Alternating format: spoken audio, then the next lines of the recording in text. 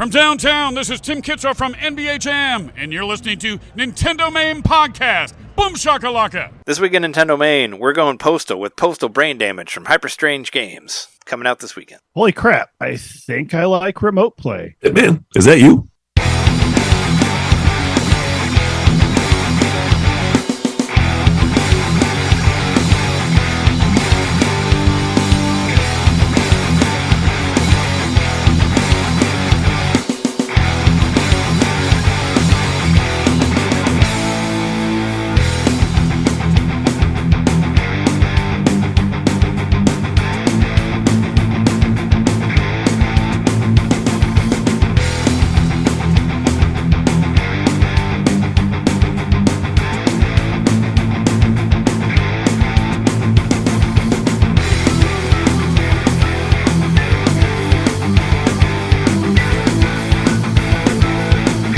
Figured it out.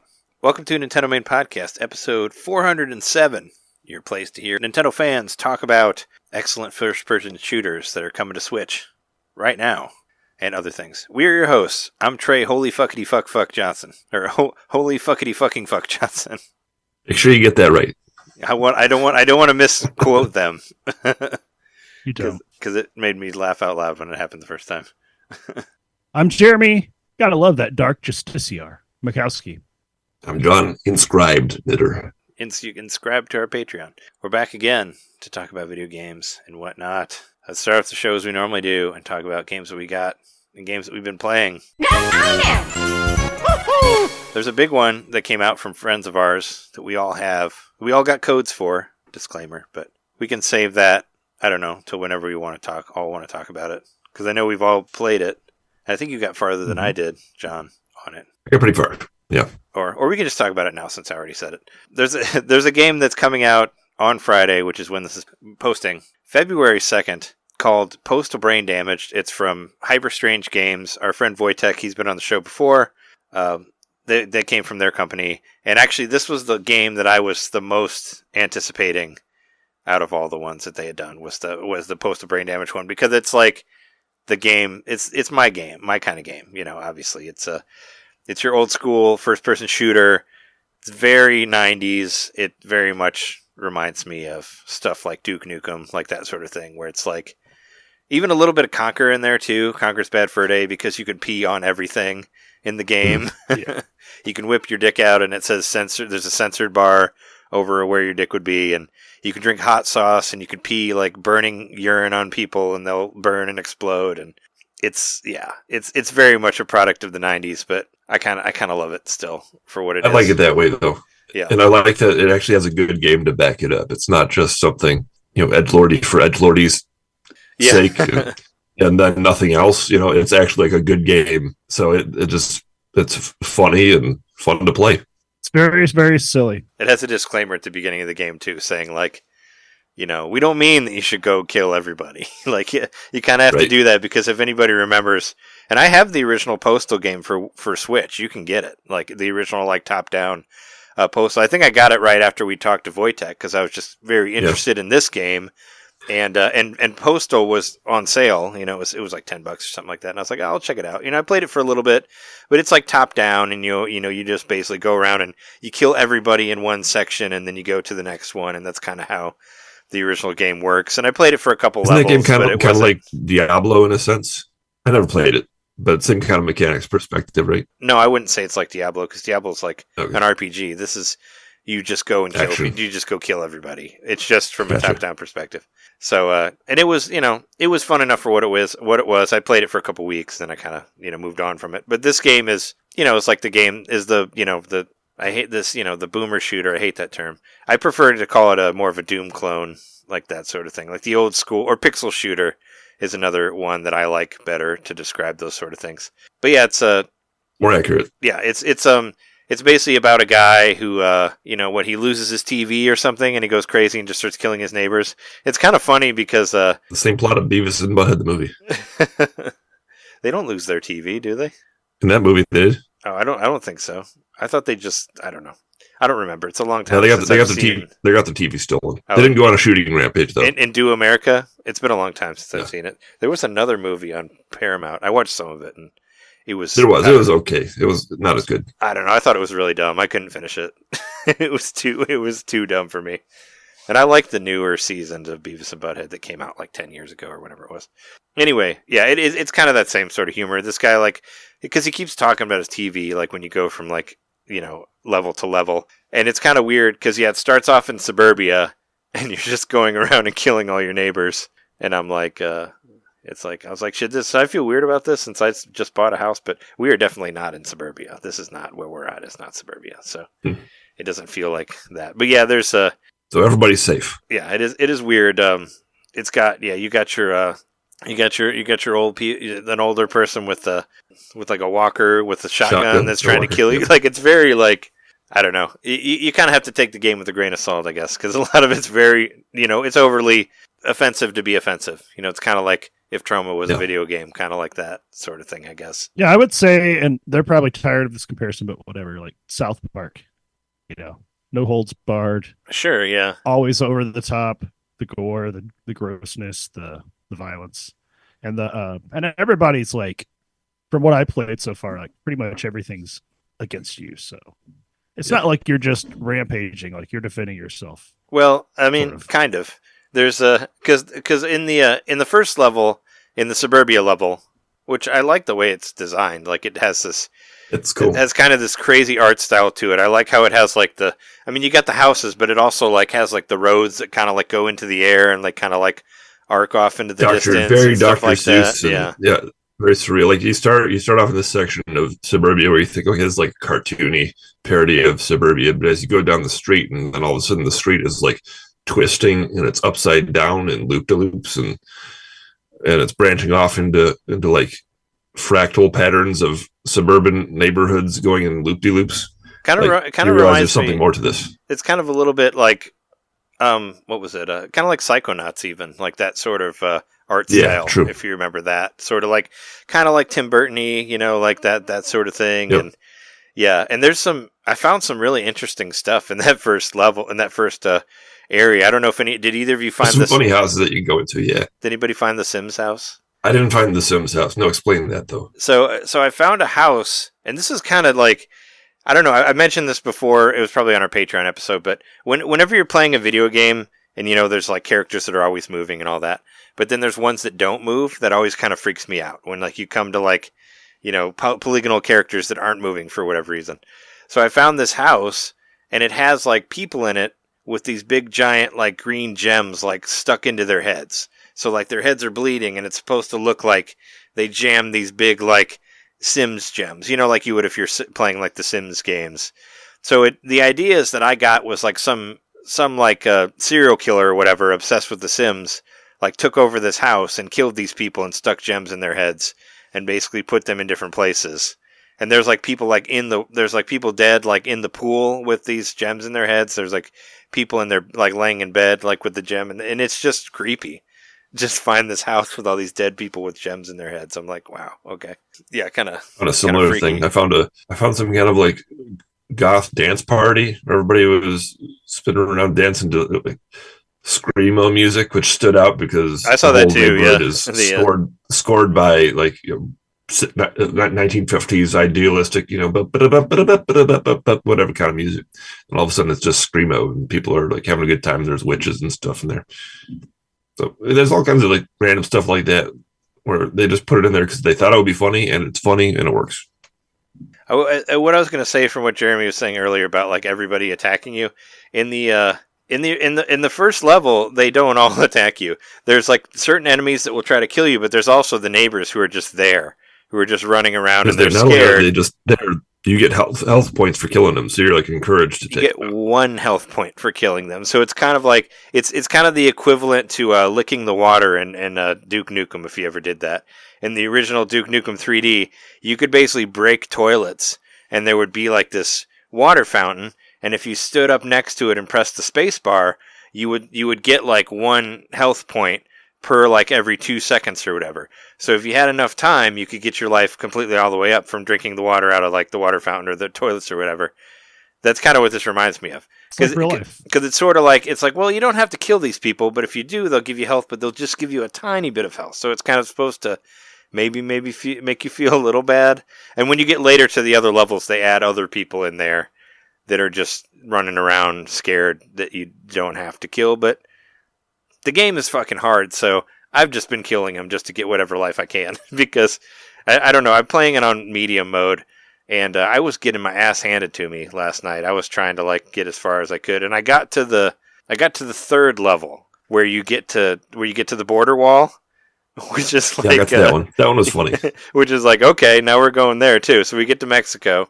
It says Mexico, and there's a border wall, and there's these jumping beans that are wearing sombreros that you fight. So it's There's some kind of reference too about who's going to pay for this wall. Oh yeah, they say that at the beginning. Yeah, but the main characters, like I said, he's pretty funny. It's kind of it's supposed to be over the top, but it's supposed to be funny in itself. But like I said, as my nickname, where he's where he's what the fuckity fucking fuck or whatever. He just when the first time I heard that, he just randomly said it while I was running around the suburbia level. Yeah, he said holy fuckity fucking fuck, and I captured it on the Switch just so I would have the actual line of it. But yeah, that just happened when I was just walking around through somebody's house in the suburbia level, and I was like, that's kind of funny. But he'll there was I was playing there's the sewer level. What's it called? Bareback Redemption or something like that. It's supposed to be Shawshank, but it's I think that's what the sewage one's called.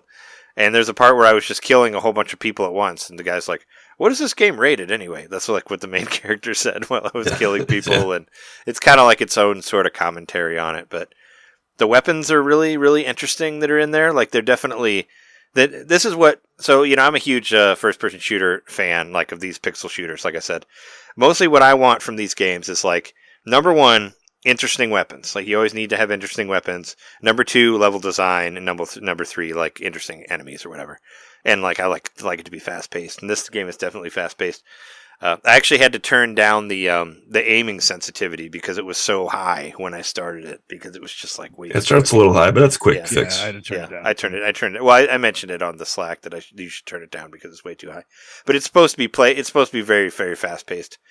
But I like the weapons a lot. You get this hand pistol that has a TV screen on it, and you can basically kind of do an aiming thing where it'll auto aim, and it'll kind of shoot 4 or 5 shots off with the auto aim. That's for your basic weapon too. Yeah, that's really cool. Even your basic weapon has something that's very useful and satisfying to use. And I never got to the point where I completely ran out of ammo.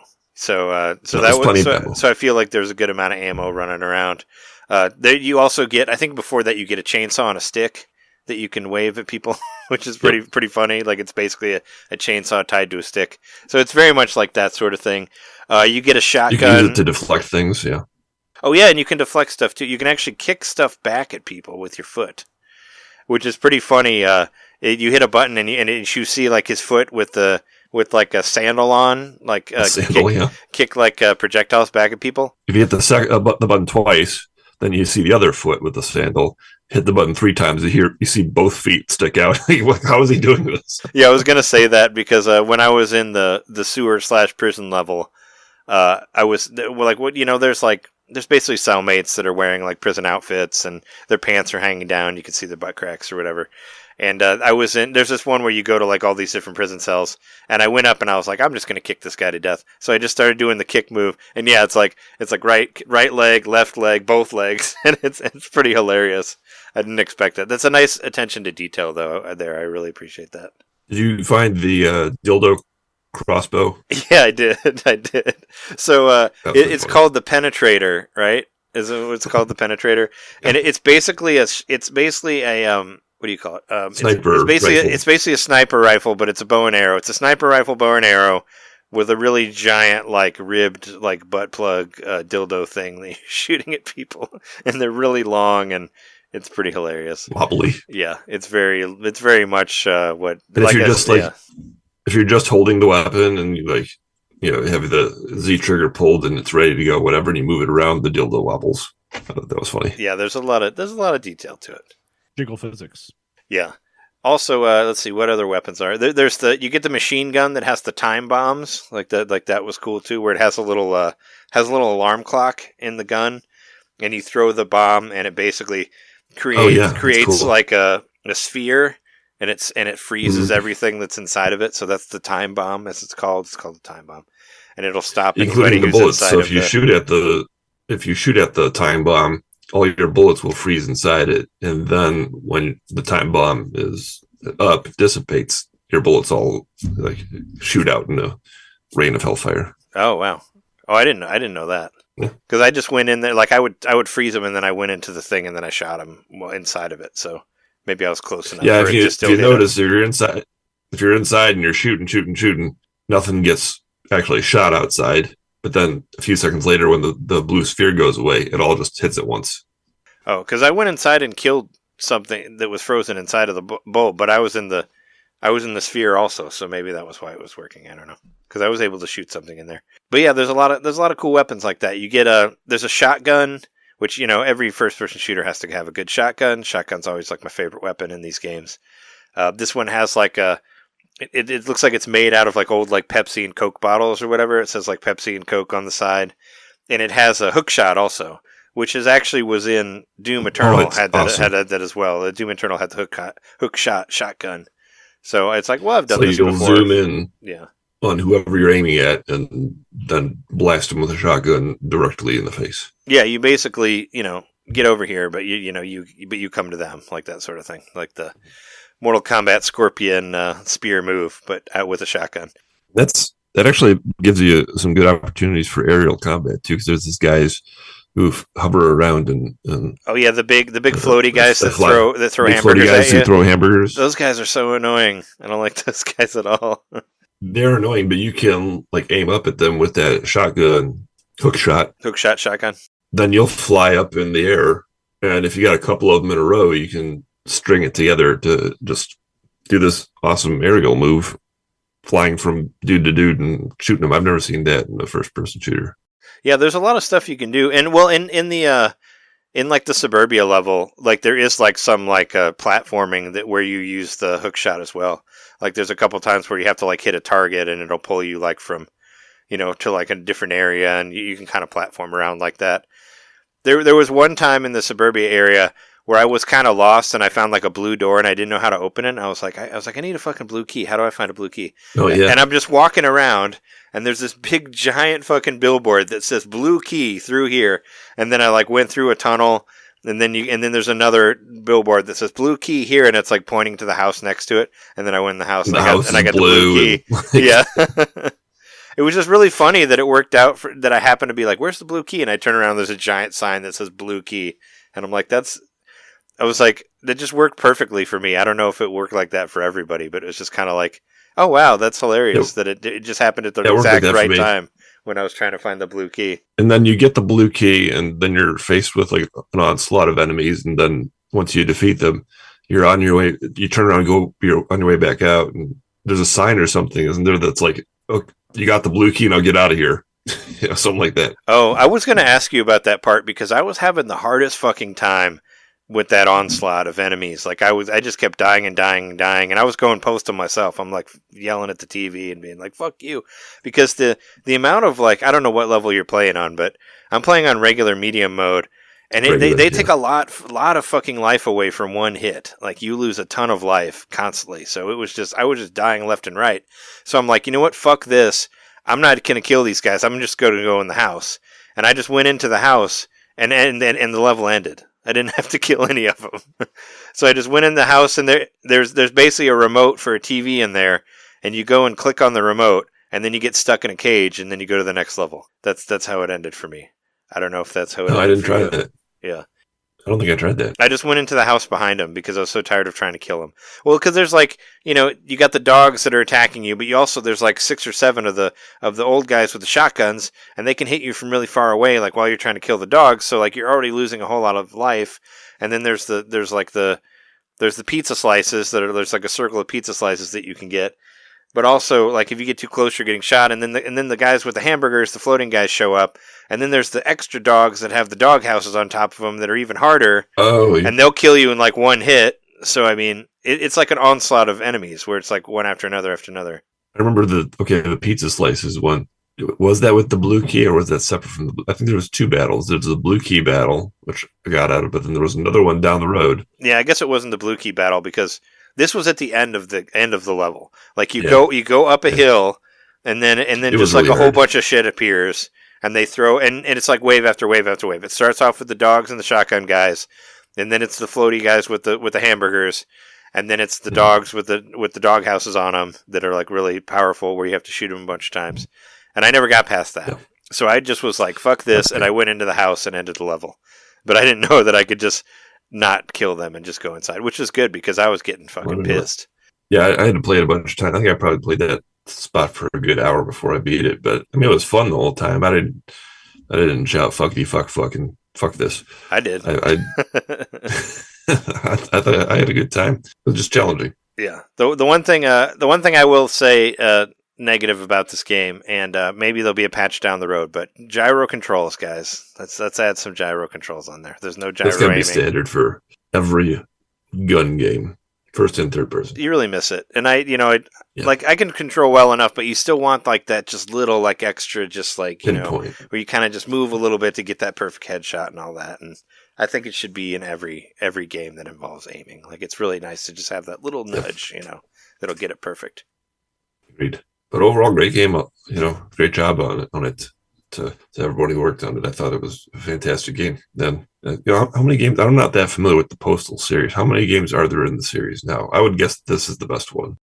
Well, I mean, I think it's kind of like Doom in its own way, where there was like one game that like made like a huge impact, and there was a whole bunch of other games that like spun off from different developers. Like whoever made this isn't like whoever made the original Postal and all that. From what I gathered when I researched like however many years ago. But the original Postal game came out in 1997. It was on Dreamcast even. Look at that. I didn't even know. I didn't know there was a Postal Dreamcast game. That's got to be rare. So there's Postal 1997, Postal Special Delivery, Postal 2, Postal 2 Share the Pain, Postal 2 Apocalypse Weekend, Postal 3 Paradise, Postal 2 Paradise Lost, Postal Redux, Postal 4 No Regrets. There's a lot of Postal games. There's a whole bunch of, and then there's the spin-off. There's Postal 2 Corkscrew Rules, Postal Babes, Postal Mobile, Postal Brain Damaged, the one that we played. Then I guess there's Postal Royale also. But yeah, there's a bunch of different things, I guess, from what I heard. And the movie. You guys ever watched the Postal movie? Oh yeah, there's a movie too. No, I never saw it. Which they referenced at the top of the game. I thought that was funny. Did they? What'd they say? They did, yeah. It's like one of maybe the first 3 or 4 sentences of the game where he's sitting there lamenting his TV being stolen, and he starts talking about this German director making bad movies, and I forget what the reference is, but watch the opening of the game again. It's like right there. There's a straight up Postal reference to the Postal movie. Oh, okay. Yeah, I remember him like, there's like a voiceover at the very beginning, like talking about all the different stuff. And I didn't know. I really didn't catch that. I figured he was, I don't know, talking about somebody else. Yeah, I'm really bad at this game, but I could see the appeal. I even tried playing it on the easiest mode and was still having trouble, to be honest. Yeah, it's a difficult game, and you should also save a lot. That's another thing I wanted to say. Yeah, I got the furthest I had gotten, but I only had 1 point of health, so I just kept dying immediately. Yeah, there's also sometimes there's auto saves, but sometimes they like save at the wrong time. Where like that second level, when I beat the second level, I made it to like the border wall level, and I came out with like 10 health, and I was just getting killed. So I was like, well, fuck this. So then I went back to the level before and tried to get through with more health, that sort of thing.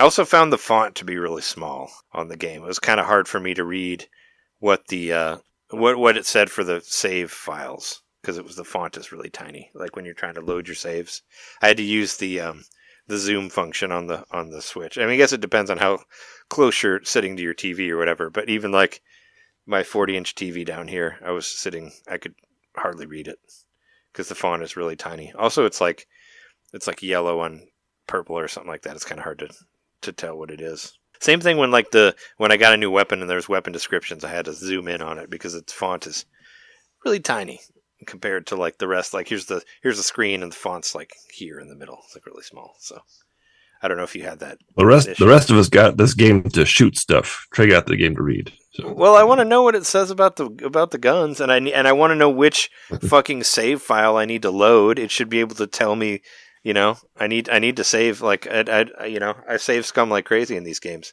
So I need to know which one I need. I need to know what the time is, so I know which one's what. Because they all look the fucking same. So just saying, fonts tiny, big explosions, tiny fonts. That's my review of this game. No, I think it's a lot of fun if you like first person shooters and that sort of thing. Like we do. If you like the Doom clones and whatnot.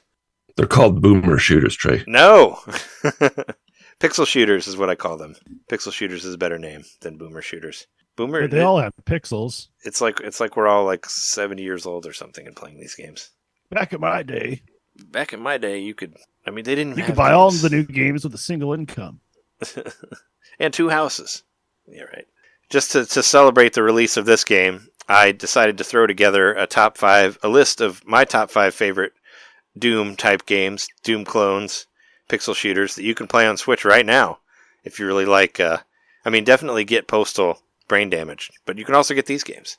I put an honorable mention on there too, which I've talked about before. Honorable mention is a game called Fashion Police Squad, which is the same letters as first person shooter, which I think is funny. Where you go around and you have different weapons that are like one weapon is like a sewing machine, and you use different things to basically get rid of people who dress badly. So if you run into people wearing socks and sandals, you can just shoot them, make them get rid of. That was always one of my most hated things: socks and sandals. I hate that shit. But yeah, it's a funny game where you can go around and try to fix people's fashion faux pas and whatnot. You should check that out. There's some fun platforming in it as well. Number 5, Proteus. It's a 2D HD in the form of first-person shooter. It has world maps, too. And I like how much you can tweak the graphics. Like, you can basically make the enemies be sprites or polygonal and all that sort of thing, which is really cool. And you can change, like, the fuzziness to it or, like, how pixelated it is and stuff like that. I never made it all the way through this game, but this game was really fun to play. And I should go back and beat it. This is the one I remember. It's a really nice looking game. I remember I got it ahead of time, like it was like released and then pulled, but I got it because I bought it on the day, so I had it like a week before because they pulled it to fix some bug, which I never ran into on that one. But yeah, it's a cool looking game. If you like this game, check that out. Warhammer Bolt Gun, that was another game that I had a ton of fun with. It's pixel shooter. You can run around and kill characters from the Warhammer universe. You can flip off characters just by hitting a button, which I forgot. In Postal Damage, whenever you can interact with anything, your aim reticule turns into a middle finger. So I thought that was very, to add on to the edgelordiness of it, where it's like, you can open this refrigerator here. Here's a middle finger to the refrigerator. So it's kind of like everything is fuck you. It's like a queer song in video game form. Like everything is fuck you. That's cool. But yeah, Warhammer Bolt Gun was fun. You can flip off enemies and you can cut them in half with a chainsaw, like at any time, that sort of thing. That was another one I didn't get all the way through because I got stuck on a boss, but it's still like in the back of my mind. I really, really want to go back and play it because it's really fun. And the characters kind of looked sort of like claymation-y, like the way they, not like it was, not as a bad way. I thought it looked cool the way the characters were designed and all that stuff. Number 3, Ion Fury. This was on my top whatever list, whatever the year that was. It was in there somewhere. Ion Fury was awesome. It was actually made by 3D Realms, which were the people who made Duke Nukem. So imagine like the way Duke 3D looked in the 90s. It was basically like a new version of that in HD. And they even have the voice of Duke Nukem in there. John St. John came in and he plays the voice of the villain of the person that you're killing. So it was cool. And you get to play as a cool lady. And I beat that game. I had so much fun with it that I got all the way through. I think that was a 2020 game, actually. I think it came out during the pandemic. Yeah, check out that one. And all these games, I think, are around like $20 or something like that, so they're not expensive. Project Warlock. This is another really, really good pixel shooter. I remember a lot of the big things that really, really meant a lot to me. This sounds really dumb, but once you open a door in that game, it always stays open. So it makes it so much easier to not get lost in the world. And another thing that really, really impressed me is that there's different, there's different sections of worlds. Like, one time you'll be in a forest, one time you'll be like in an Icelandic type place or whatever. Every time you go to a different world, everything changes. Like all of the enemies are new, and all of the power-ups look different too, which I thought was really, really cool. Just the amount of detail that they put into it. And you can unlock magic moves and spells and stuff. Like it has its own little RPG-esque stuff in there. That was another one that I beat. That one was on my Game of the Year list, obviously, and loved it from the beginning to the end. But this last one, which is my number one, was actually not on my Game of the Year list, and I feel stupid about it because I didn't finish it until last year. Was it last year? It was like not that long ago. It was like a couple months ago. And that game is Dusk. Dusk is like it looks like part Doom, part Quake, and part Super Mario 64 even.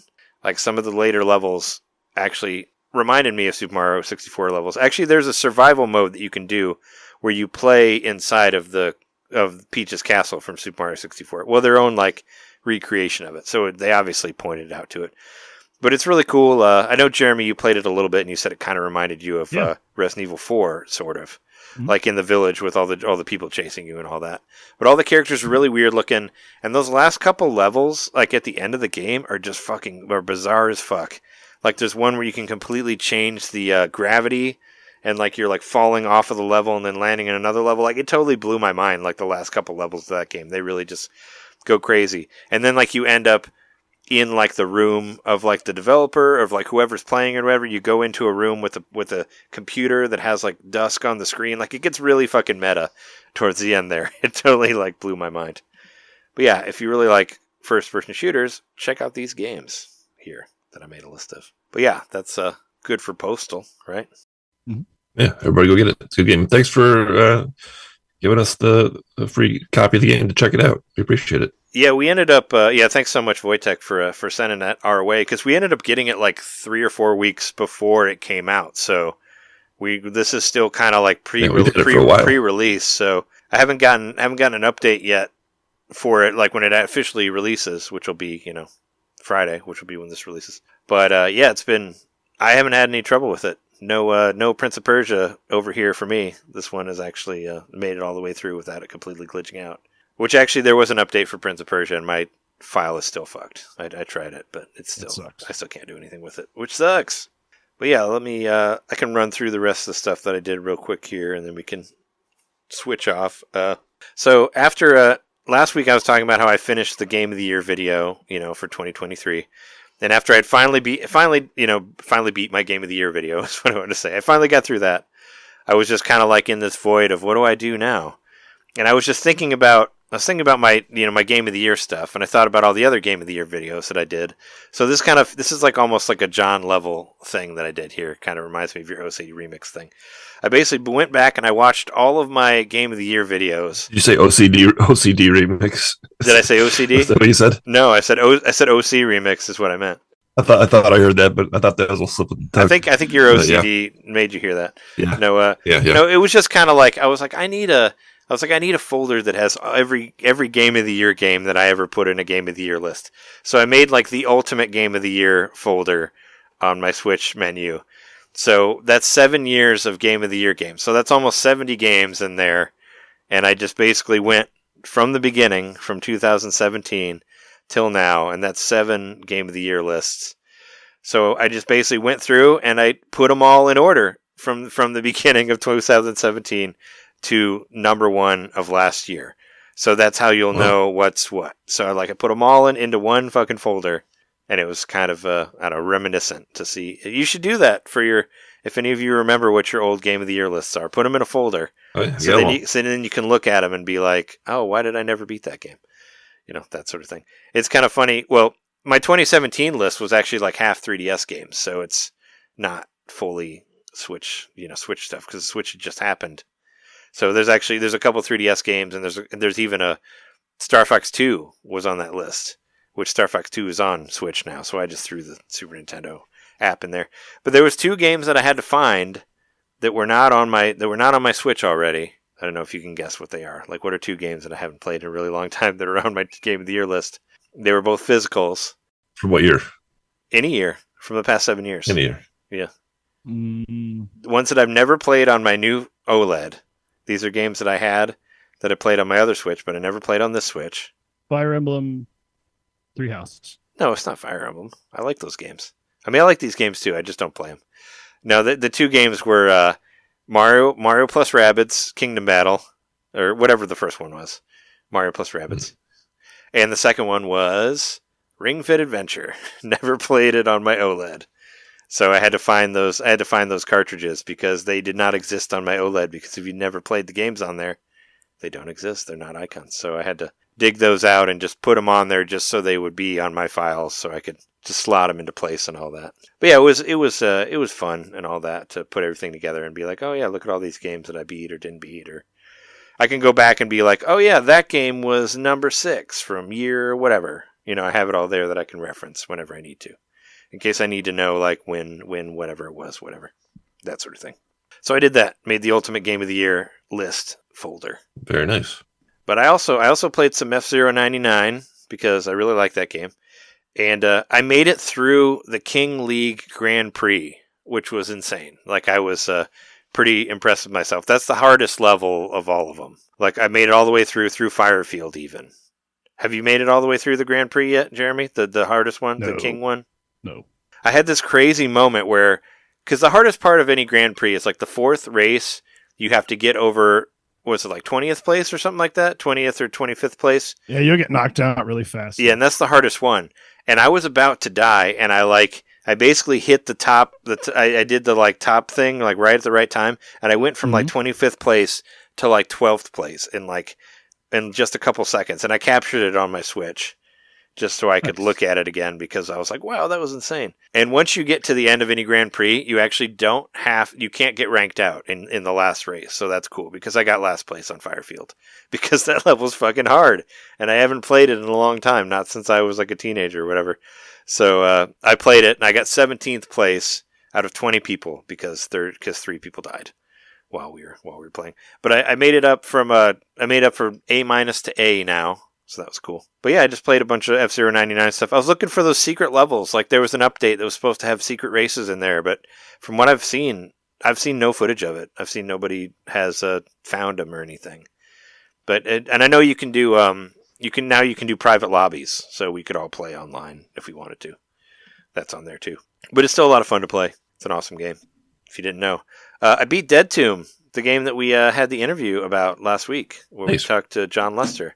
I beat it. It's not a very long game, and I did use because we got since we had a review code and all that, we did get like a little cheat sheet that came with it, and I did kind of use it a couple times because there's some stuff in there I would have never figured it out. No fucking way. But there was a lot of it I did.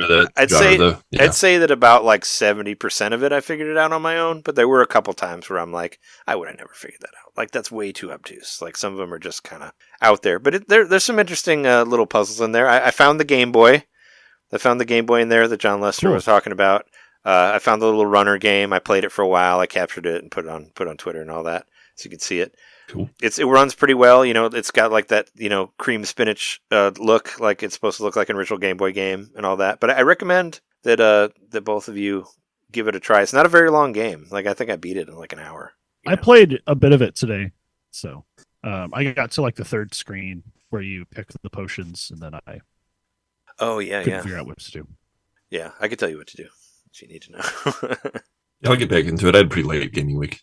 Yeah, the thing is, with most of the 8-bit legit games, they don't have any sort of save in there, so that's why I beat it, because I know that if you stop playing, you have to start from the beginning every time. So if you're going to play it, sit down and, be prepared for the long haul, because you can't save anywhere, and I don't think there's... Such was the way on the NES. I mean, you can make it sleep. But there might be there might be passwords in it, because I did find like different pieces of paper that had codes on them.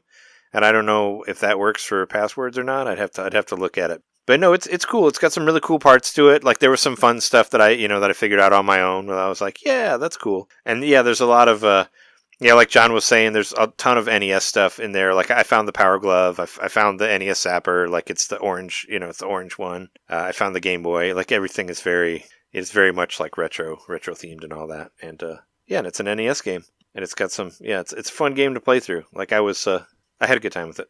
It's available now. It's like $5. It's so cheap. I hopped on the Japanese eShop. I was looking for that Goemon game, because there's a new game made by the people who did the Goemon games, and I never found it because it's all in Japanese, and even if you try to spell it out in English, you still can't search it through the Japanese eShop. So hopefully I can find it at some point. But what I did find that I didn't know is that you could download a demo of Ys 10. So I played Ys 10 Nordics, and it looks great. but it's all in Japanese, so I had no idea what's happening. But I did actually try to translate a lot of it, so I was basically playing the game and holding my phone up like towards, because I was playing upstairs with the bigger TV, and my Google Translate could actually translate the text on it on the bottom, so I was able to kind of like get the gist of the story, even though it's, there's a lot of talking because it's an RPG, so it gets kind of annoying after a while holding your phone up and being like, all right, what does this say? What does it say? Because you have to kind of... You gotta get yourself an Apple Vision Pro or whatever. I mean, $3,000 you can translate every yeah, I could JRPG ever. I could pay $3,500 to look at a $60 game and just think and I could have those creepy AI eyes, and Jess would divorce me immediately when they saw me with that thing on. I think I'd get divorced anyway. Look like you didn't even react at all. I think I'd get divorced anyway for using all my money to buy that piece of shit.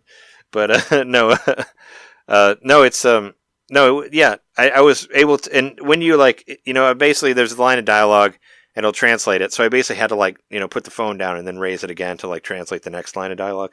But there's this part in the game where your two characters get attached at the arm. They have this, whatever they call it, this mana rope, digital rope, whatever the fuck they call it. And you're stuck together, these two main characters, Adol and this Viking lady. And there's a part where she's talking about we have to be friends now, otherwise I would cut your hand off. And the first translation of it was, I'm gonna cut your hand off unless you have sex with me. Is what it said on my phone, and I was like, what? And then I tried to take a picture of it, but it changed before it did, and I was like, damn it, because it was hilarious. That frontier justice. I just had wait, what did she say? I was like, no way, and I tried to do a snapshot of it, but I couldn't get it quick enough. But it was funny. But yeah, East 10 runs really well on Switch. They just gotta fucking translate that shit. But yeah, if you want to play play around with it in Japanese, you can get it on the eShop. And I think it's one of those things where you get to play the game and it carries on to the game because it starts from the beginning. It's not like I've played others, like the Ease 9 demo was just one dungeon and you just fought some guys and it was a shitty demo. But I think this one is gives you the first few hours of the game, because I played it for a while and it very much felt like the opening tutorial of the game, and it's still, even though it says most of it in Japanese, it'll still say press A at this time or press Y or X or whatever. So it's still, you'll get an idea what to do at different times. But it made me just want Ease 10 even more. And just the fact that it's available in Japan, I'm like, yeah, all they got to do is, I know it's got a lot of text, and I know these Falcom games most of the time take longer to translate and all that, to localize, but it makes me want it even more. I think it's got to be a definite for the Nintendo Direct whenever that happens. But because I was playing Ease 10, I was like, I should go back and play Ease 9, because I never finished Ease 9.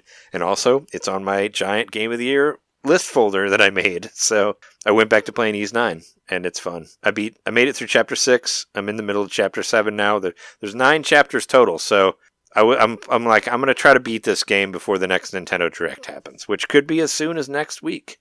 Who knows? Last year it was on the 8th, and next Wednesday's the 7th. So, normally it's at the beginning of February, so I'm guessing it's going to be next week or the week after. But yeah, I've just been playing it. I got to the part where you can switch between present day Adol and yesterday Adol, which I didn't even know was a different time until now. It had this thing where you could where you'd play as your regular Adol, and then you play as this different Adol who's in prison, and that one doesn't have any magic powers, and you're level 1, so you just have to do basic attack combos and platforming and all that. And I thought it was really cool where they just kind of stripped everything away from you, and you're much weaker and all that stuff. And I got to the point where you can actually switch between characters and affect the world that you're in. So you'll go back in time and you'll hit a bunch of switches, and then things will change, and then you switch back to the future self. And I don't know why Adol is in 2 different time periods here. They haven't explained that yet, but I don't know. It's nice to play it again because I really like those games. So it's good. It's a fun game. Oh yeah, I've been upping the special moves too. One of my favorite things about Ease 8 and 9 is that you level up your special moves by using them on people. So I was just building them up to where I could just one-shot people. I would just do this one move where I'm just and I just knock them down in one hit. That's always fun. To just go through and knock people down in those action RPGs. There's not enough of them. But yeah, I think that's good for me. We can move on to whoever else wants to talk about. Let's take a quick break if you don't mind. All right, well, we'll take a break, and then we'll come back and talk about other games and whatever else news. So, see you then. Welcome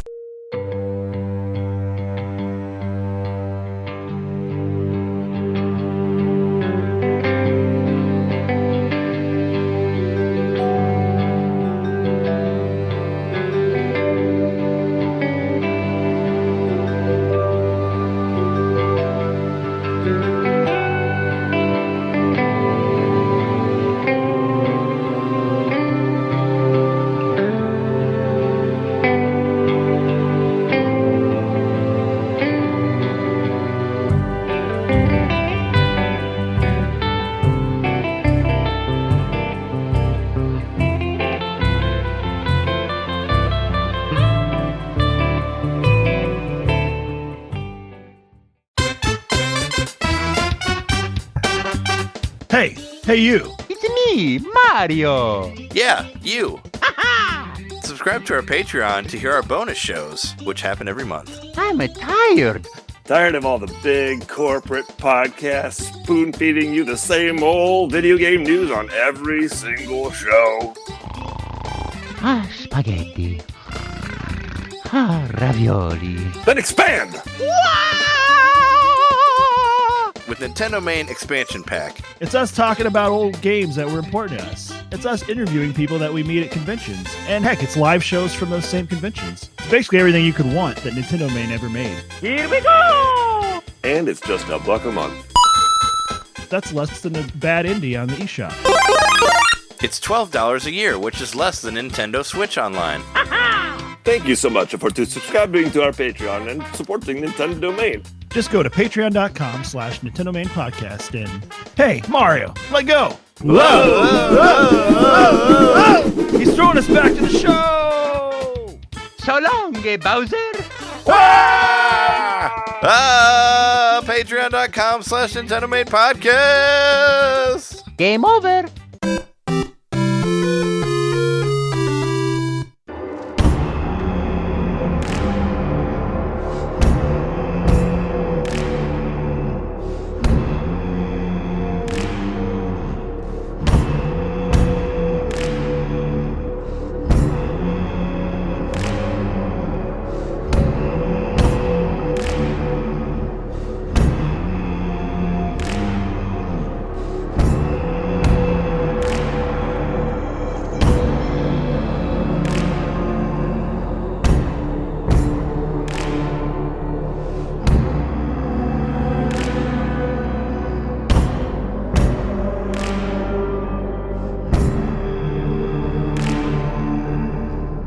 All right, we're back from the break.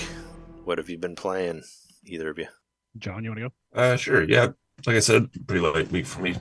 Well, there was a big release last week, though. Hitman is the big one that I want to know about. Yeah, Hitman Blood Money. So it's a good game. It's a game from 18 years ago at this point. So there's stuff that wasn't yet created that's in the the newer games that I know more, that I'm more familiar with. And so I find that as good as this game is, it makes me just want to play the modern series. Oh, yeah. And so that's a bit of a distraction. I'm not saying it's a bad game. I think it's a good game. And it's just a little bit more limited in scope. And so it's tough to not just jump to the one that I've found worthy enough to put up 575 hours in. But when it's just right over there, a few files over. So yeah, but you can play this one without internet. You can, that's true. Because it's it is native. Yeah. It's native, so. Yeah, it's interesting to see where the series was 18 years ago and just how it looks a little bit different, and things like some of the graphic design, the things that have changed over time. Now it certainly looks a lot more sleek and modernistic in some ways. And it's just interesting to see what constituted the cool Hitman ethos back in 2006. Yeah, that's told through this game. And it's a little bit more cartoony in style, too. What are the major differences between this and the other one? Is it just like easier to hide bodies, or did you not have to do as much in the other one to hide bodies? Or what would you say what's like the major difference between this one and the modern one? That it's more linear, and I've not played much of it. I've about played it for probably like 2 hours this week. So, but it seems more linear. It just seems more like a 2006 game that you play this level and go to that level, and it there's just so much replayability in the modern ones. Like I was just playing the Dubai level and the modern one today, actually. I mean, there's just things that still, after 575 hours, that I haven't seen yet. There's dialogue that I haven't heard yet. There's tasks that I haven't achieved yet, and it's just a different style of game. Yeah, it's stealth. Both of them are stealth games, but one is so much more open, and the other one is just more streamlined and more simple. So there's time for every kind of game, and I will get into it eventually. Do you feel like it could exist within the engine of kind of how they brought 1 and 2 to the new engine? No, it's too different. Okay. It would be, square peg round hole situation. Yeah, it sounds like there's just the other one had so many different ways to do one thing, and this one's kind of just like there's one way to do whatever level, or maybe only like a couple ways to do it.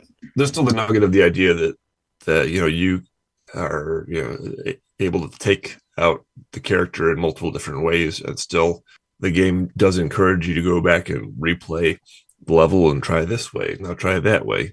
It's just it's the later games are exponentially larger, and those possibilities are exponentially more creative as a result, and more satisfying. But it's a 2006 game to a present day game. Can you still just go through and kill everybody like you could on the GameCube one? Can you just Rambo it and just start shooting and still win the day? Yeah, you can do it. Okay, because that was you how go through and Rambo it. That was what I told you. That's how I played Hitman 2 on GameCube, because it had a first-person mode, so I played it like a first-person shooter, and I just went through and I just blazed everybody. I never snuck around at all. I just killed everybody, and I beat the game like that. So yeah, you can do that. You can blaze through and all that, and you could in the modern ones too. It's just in the modern ones you had to be a little bit more. You had to be a little bit more sneaky. Like you can. I mean, I just went through and killed 30 people in Dubai. About an hour or two ago. Yeah, I remember you showing a video where you were just like piling up a whole bunch of bodies like in a room, or something like that. You can do that all the time. Yeah. It's so funny. And it's nobody cares. To watch somebody, watch one random person walk in. Oh my gosh, what happened? There's been a mass murder over it. And then you just throw an axe in their face. And there's another one on the pile. And then you just kill them and put them back on the pile. Funny. Yeah. It's so funny. I just think of they just open the door and it's like ring, and it just does the Metal Gear Solid noise, with the exclamation point above their heads. Yeah, they do all that. That's what I think of. So that's what I love about the modern games. And when I do go to really play through this game, I'm sure I'm going to find that in this game too, to some degree. I was thinking like when the Blood Money came out in Dubai, a lot of Dubai didn't exist, right? A lot of the buildings and stuff. I don't know. Well, probably not. Well, I mean, I know, Abu Dhabi's very new. Like when we were there, I remember my partner, boom op person, Kane. He was like, "Oh yeah, this is Old Town." I'm like, "How old's that?" He's like, "1997." And I'm like, "Okay," because it's not that old. Stuff hasn't been around for that long over there. I was watching a review of Hitman Blood Money, and there was a part in it where they push somebody into the water, like into a pool. And because you're like wearing the same clothes as everybody else, like nobody knows what happened. And they're like, "Oh, a ghost must have thrown me in here or something." It's like, yeah. I'm like, okay. I mean, that's a lot of those older games. And maybe it was just, maybe the PS3 360 games don't look as good as they used to, but I thought it kind of looked like a GameCube game from what I saw of it in the review. Yeah, it did kind of look like a pretty GameCube game. Yeah. Right? Yeah. I didn't think it looked like, I don't know. Like it's been a long time since that time, but I didn't think it maybe necessarily looked like a PS3 360 game. But that's just me. I don't know. I never played it. It also uses the bold fonts, like the bold fonts with the hard edges and stuff like that, just to reinforce that you're a tough guy, hitman. And that's the complete opposite of the presentation in the modern games, which is just more like Helvetica, sleek and simple and clean and elegant to the point. It's just two different styles of what a Hitman game could be. Two different tweaks. Yeah, I'm sure the font is a lot bigger though on that one, so it's probably better for me on the old one. I'm sure the old one, the font's bigger. So it would help me, because sometimes I can recommend this game, especially if you like that era of games. PS3, and as you said, does look like a GameCube game. So I think this falls in your category of interest. Loving the GameCube era. Sure. I mean, if it was Hitman 2, the PlayStation 2 GameCube one, I would probably buy that one on sale, just so I could put it in first person and kill everybody again. It is more like that. It is more like Hitman 2. I don't know if there's a first person mode. I haven't checked that out, but you can run around and be Rambo if you want to. I thought I might check it out if it was on sale, maybe. And I don't know. I'm not really a sneaky game person. I don't really like. I mean, I really like Metal Gear Solid, but it was mostly the story that kept me hanging on for those. And a lot of those games, they do have full Rambo moments where you just go and kill everybody. Like I know Metal Gear Solid 3 had a bunch of stuff like that. that I really enjoyed. So you don't have to be like super sneaky. Because a lot of times it's just like I just get too frustrated. Like I'll sneak around for so long and then somebody sees me and I'm just like, and then I just start shooting everybody. Because I just get mad. Because I don't want to start over again. And then go back to the beginning of the level, I don't like that. So I don't even like stealth modes in games where they're not like. I still get frustrated in a Link to the Past Wind in Waker. that one stealth session. Or like Ocarina. Ocarina of Time, the courtyard. Yeah, I would say, or Wind Waker. Wind Waker's got stealth all over the place at the beginning there. Let's not forget Phantom Hourglass. Oh, yeah. I'm going to have to play that game again soon for Mike's podcast. Thankfully, I have it on Wii U, so I can play it on the TV. Yay. But other than Hitman, I've played a bit of Inscryption this week. As I said last week, I'm into it. I found myself wanting to play it and just being in the mood to play this card game, which is unusual for me. I'm not really that into card games typically. I just like the presentation, the story is pulling me in, and the mystery is really intriguing. How far into it are you? Like, what was the? Have you Still not far. I haven't beaten the Angler yet, which is the second boss. Yeah. So not far. Yeah, you have to get where you can. It's basically a boss rush at the beginning, but I promise you, that's the hardest part of the game. It opens up a lot after that. Yeah, I'm looking forward to it. I'm definitely going to play all the way through. I'm going to beat this game. I'm enticed to see what's on the other side of the Angler and some of the stuff that I've been hearing about. So definitely, there's a carrot dangling in front of me. I just want to know like what's on the other side of this mystery here. That's it for me. Alrighty, well, I did want to say at the top of the show, I was talking about a little bit, or at least I mentioned remote play. It's something we've talked about a lot on this podcast. Trey's a big fan of it, and I've just never had a very good experience with it. That was until this week. Did you get a backbone? I did not. What I did was that was what did it for me. And I didn't really talk about it last week, but I did like a full rearranging of my office and just made things a lot easier to find and started sorting out all my cords, which that's like the most annoying part because I've never done that before. But I want to be able to find my cords when I need them. So I started the process of organizing that and my controllers and just like, power supplies and all that fun stuff. You got yourself a label maker? No. Highly advise it for labeling your chords. When you got to hook your chords up and stuff like that, knowing exactly what chord goes to what, it's really helpful. I guess so, yeah. I do have a label maker, but I don't use it. But I do have like my HDMI splitter upstairs. Like I put like stickers on everything, so it says like which one does what. It's like it's like number 2 PlayStation 4, number 4 Switch. Like everything's labeled on that. And I have this box right over here under the desk that is just filled with cables. So I need like a little plastic organizer thing because it's basically just like AV plugs for like Super Nintendo and Genesis and just a whole bunch of shit like that. It's just like extra power cords and like AV plugs and HDMI cables and whatever. It's just all in this box just because I need a little thing to organize it. But I was just going to do like if I can get a thing with a couple drawers and like have each drawer be a different system or something. That's like kind of what I was thinking. That's kind of what I'm doing. So one thing I decided I wanted to do was put everything into like Ziploc bags so that keeps them from getting like too dusty or everything's like gathered together when I want it. And so what I did was I have like these cubbies that, everybody has anymore, but I don't know if you can see, but these cat litter containers fit in there perfectly. So I've been using those as my drawers. Oh. But when I want to like get into them, I can just pull the whole thing out and dig through it. But it's a good place to put it. And plus, it keeps the cats from like climbing around in there. So that's sort of. Also, it was free because I already had them. So just try to use things I already have for the most part. But I did get some shelves, which you can't really see. Whoop. They're above.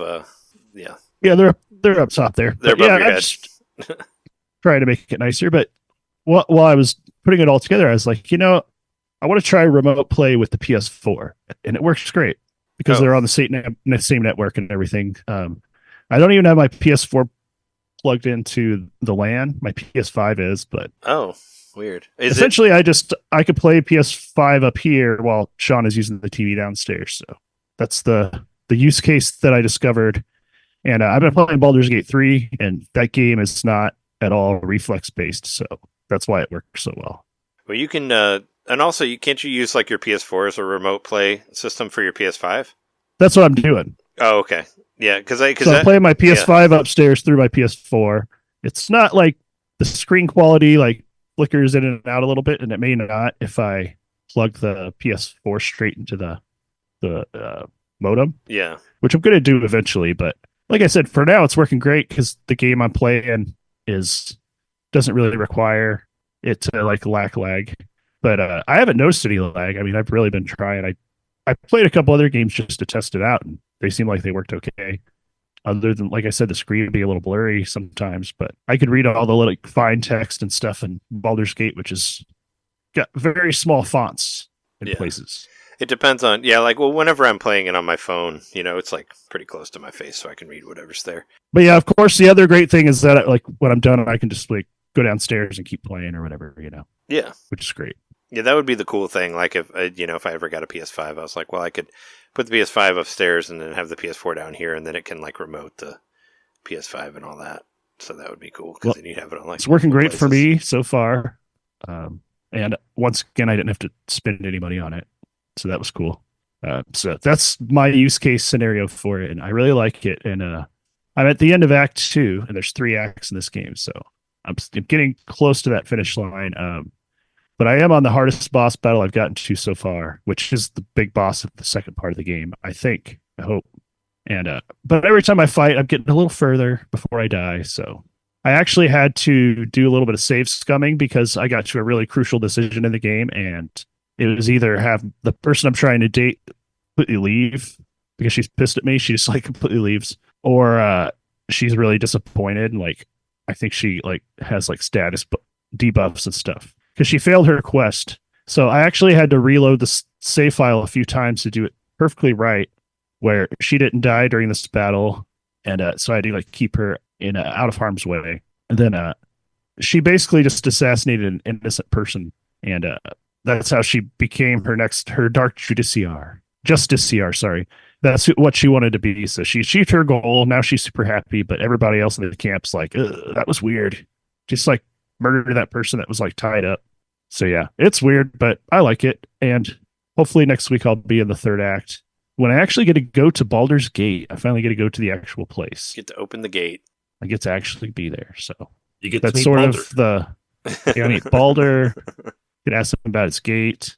And be like, why do you walk that way? He's like, that's just my gate. Sounds like a big troll named Baldur. Yeah. That sounds like a troll name. Well, there's some sort of like history to that too. Like the Baldur's Gate is named after the guy who built it, but the city itself is not called Baldur's Gate, or it is, or I don't know. But the gate itself's more popular in the world than the city, if that makes any sense. So also his original name was but now he has no hair, so they call him Baldur.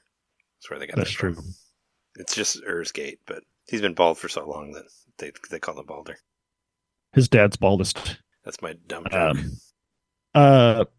So I got to go there. One of my party members, his dad is like one of the big like higher ups in the like politics there, so that should be interesting. And then a bunch of people I've saved, that's where they were headed, so I'm supposed to meet back up with them and get some rewards or something, I hope, or not, who knows.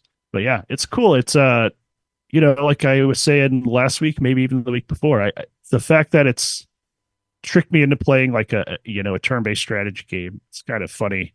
But the way you can approach each battle is just so customizable and so interesting.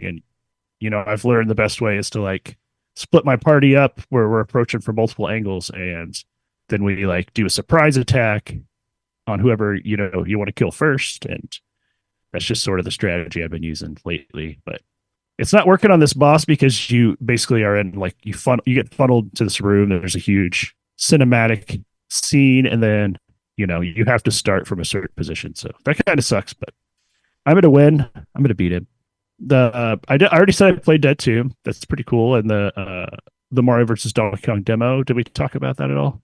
I don't think we did. No, I just downloaded it on our break because I haven't played it yet. But yeah, it was announced today. Well, there was a new trailer, and I heard there's a couple new level worlds in the game that weren't in the Game Boy Advance one. I mean, I'm planning on getting this game anyway. But yeah, there's a demo available now, and I think there's like 6 levels or something like that. I just played like one level in the break, but yeah, I think it looks great. It's cool that everybody can try it. You can play co-op on the demo too, which is another big deal. And there's a casual mode now, like if you want to. Which I don't know what that is, but so casual mode basically, casual mode doesn't have a timer, and you don't lose a life when you die. So like when you get hit by something, you just turn into a little bubble and you go back to wherever the checkpoint was. And you don't lose a life, and there's no timer. Also, that's what casual mode is. And co-op is actually different too because there's more keys in co-op. Yeah, so it makes it more, which is cool. So it's not like all of you trying to get one thing. Switches, yeah. So now there's actually things for 2 people to do, which I thought might be fun for Jess and I to play. Even though I don't think it has. I'm sure it doesn't have online or anything like that. It's probably only a couch co-op. But I really like the Game Boy Advance game. Like I have a lot of good memories for it, and I think the glow up looks real good, and yeah, I'll play it. There's a ghost level in there now, which I'm really excited about. Like the Shy Guy robots, they're turned into Shy Guy robot ghosts, which look cool. They got little tails. So I'm always for ghost houses in any game. So I'm willing to give it a look. It's coming out in a couple weeks. Which right before we started, I threw a poll up on Twitter and Facebook, asking if anybody thought that the Nintendo Direct would happen before or after Mario vs. DK. And I got a lot of votes on it, and it's all before, which I was thinking too. Like I was saying earlier, February 7th is next week. Last year, the Direct happened on February 8th, so I expect it to happen in the first week or next week, or week after. Mm-hmm. We'll see. Maybe they'll do it on Valentine's Day. Yeah, I was going to say, maybe they'll do it on Valentine's Day. Maybe they'll do it on the 14th. That'd be romantic. Yeah, I guess, if you love Nintendo, like we do. We do. What did you think of the demo? I like the demo. Okay, it feels just like the Game Boy game to me. Just looks a little nicer. But I played the shit out of the Game Boy Advance game back in the day, so I think I must have played it somewhat recently too, because I remembered everything pretty clearly. Like the controls and stuff came back to me really easy. There's some kind of weird controls in that game. Oh yeah, there's like the flip, like where you can do the handstand and then you can do the backflip, mm-hmm. and it's got a lot of interesting stuff. That's kind of like some of it's kind of reminded me of like some of the moves you can do in Mario 64, but like in 2D, you know. And that was cool. Yeah, I like how you can like flip on your hands and then you like block the bricks coming down with your feet so they don't hurt you. And yeah, I always had a lot of fun with that game. The later ones, not so much, but that first one I really liked. Before it got too much mini, it was all kind of like mini lemming stuff, Yeah.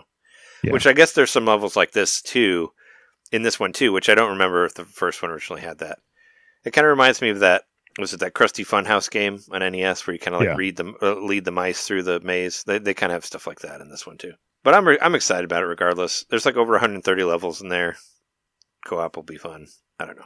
I'm into it. Yeah, a lot of people will be playing this for the first time, and they won't know that it's on Game Boy. They won't know because it won't be on Nintendo Switch Online. One thing I did this week is I really wanted to boot Pony Island back up. Speaking of Inscryption, same developer. And I forgot the puzzles are actually kind of annoying. So I think it's a case of the narrative really pushing me forward, which I still have been doing it.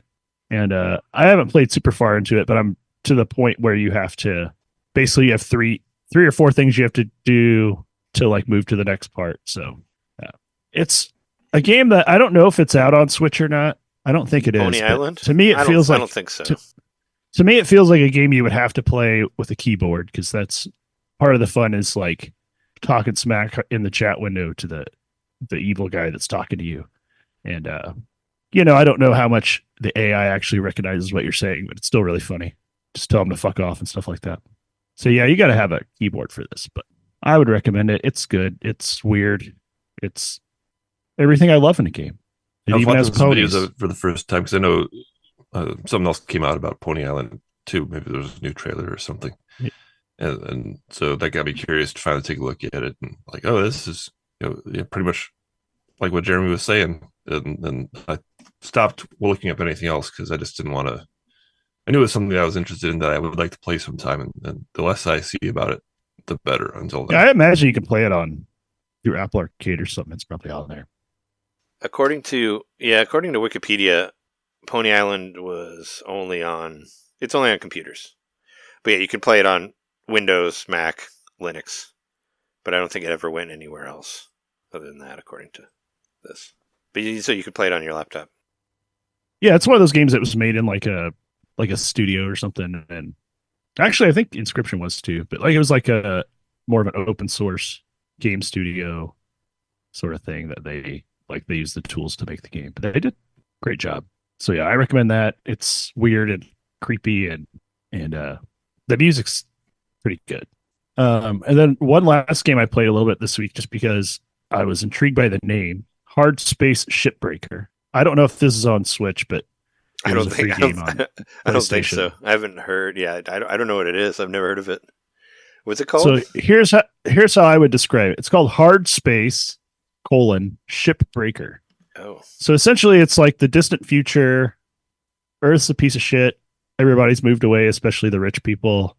You know, some people still live down there, but it's a wasteland, and the entire like planet is surrounded by space debris, which is probably what is going to happen in real life. I have played this game briefly. You have? Yep.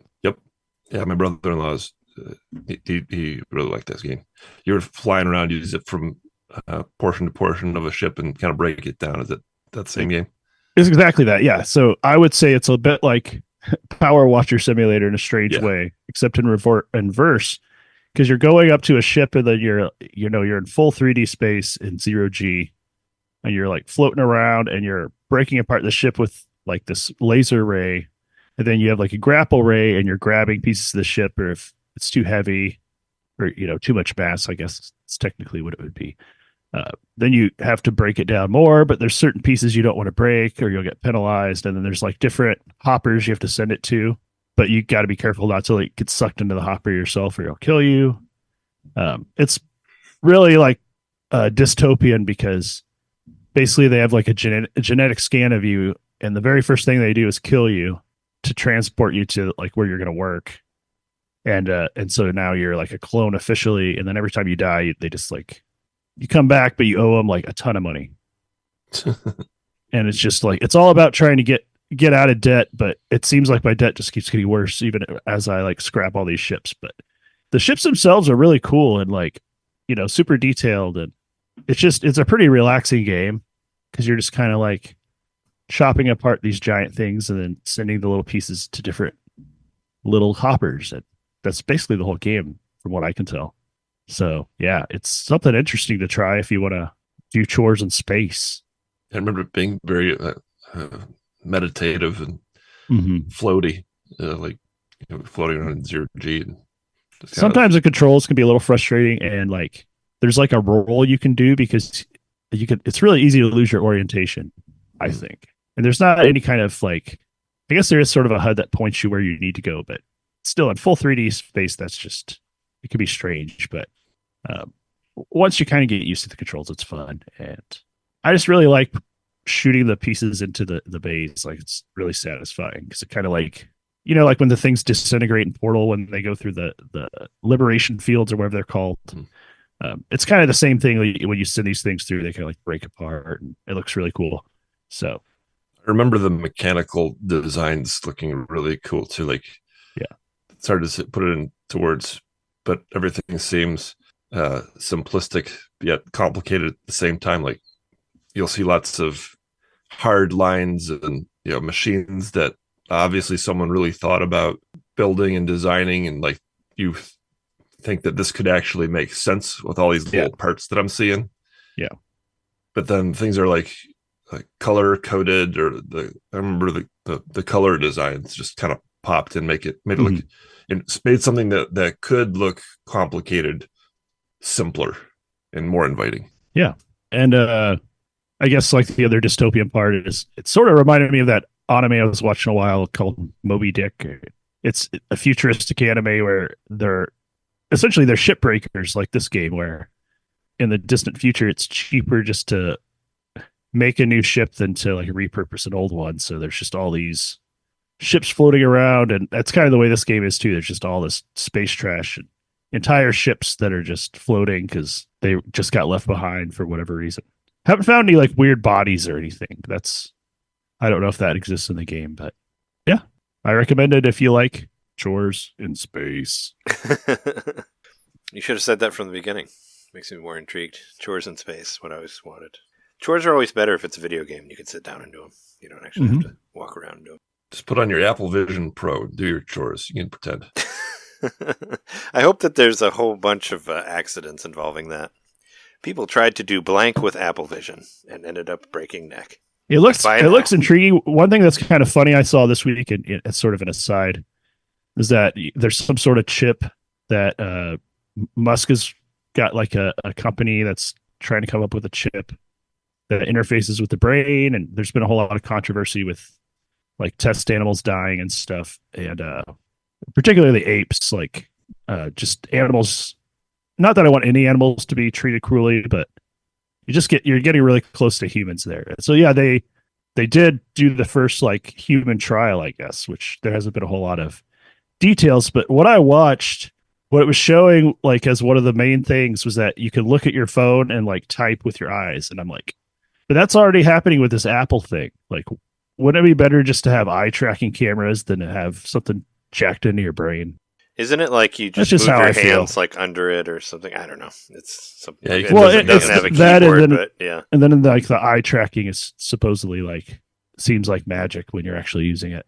So your AI I think that face will look the same way.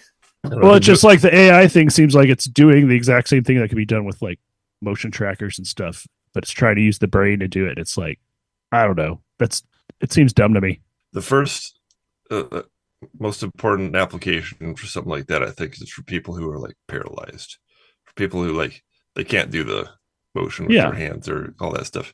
And all that stuff, you know, I could see a greater argument for maybe people can't chip in the brain if you're in that situation. Yeah, maybe they can't move their eyeballs around. Maybe they're paralyzed. So I guess that is a thing. Yeah. Would make for like Other than that, communication and all that. Let's talk about the news. News. Don't snooze or you miss the news. Let's go on to the news. We skipped the news like the past couple times, maybe because we had so much There other wasn't stuff. any. Nothing happened. Well, yeah. I mean, it's just more like Switch rumblings, which we can talk about that. New releases. I have a couple on here because I think they're important. We already talked about Postal Brain Damage. That's coming out on Friday, as of right now, for $24.99. But there's also another pixel shooter that I've been really intrigued by, called Project Downfall. It basically kind of looks like, John Wick meets Blade Runner, which I like both of those things. But it's like it's in a sci-fi world, and apparently it has like 15 different endings.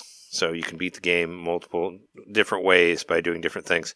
And I guess you're a worker that, ends up running into a bunch of shit and ends up killing people in the process. It looks really cool because it's got a cool mixture of like flat sprite characters, but also 3D worlds. And the way the worlds look it kind of looks like a toned down cyberpunk, I guess what I would imagine for that sort of game. But I think it looks really, really cool, and I'm planning on getting it. It comes out this Friday as well. And Eastward, the DLC for Eastward is out now. You can get like a bundle for like $18 or something like that. It's on sale.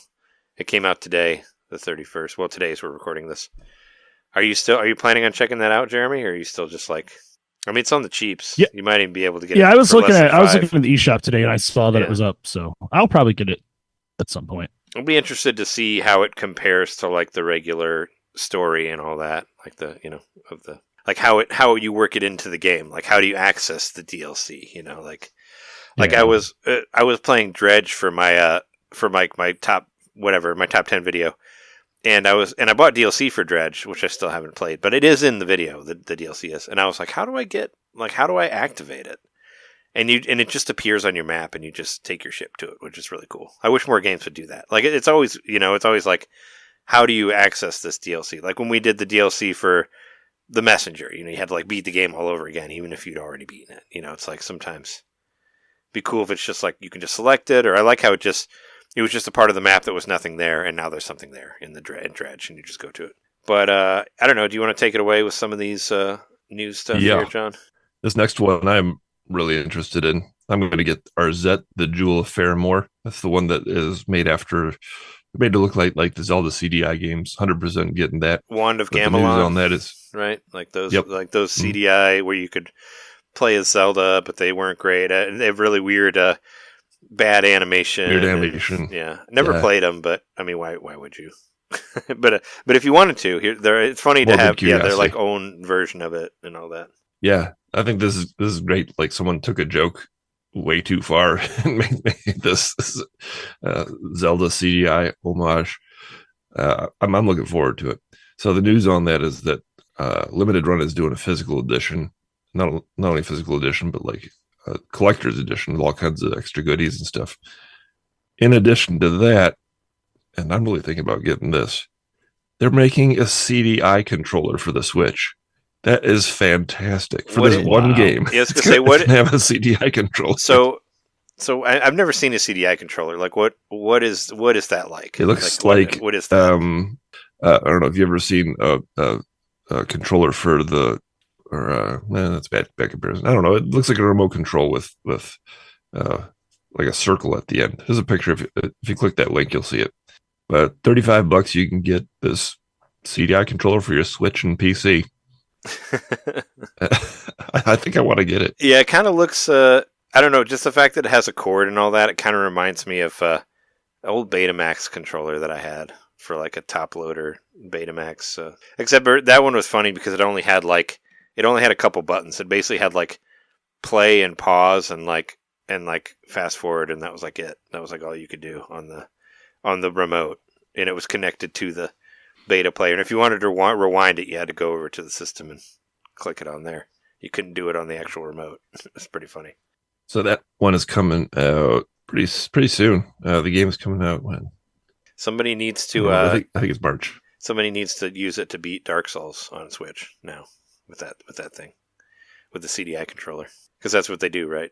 They get that thing and play Dark Souls with it, even though it only has one analog stick. You can find a way though. You can beat it to. You can use it to beat Trombone Champ. Yeah.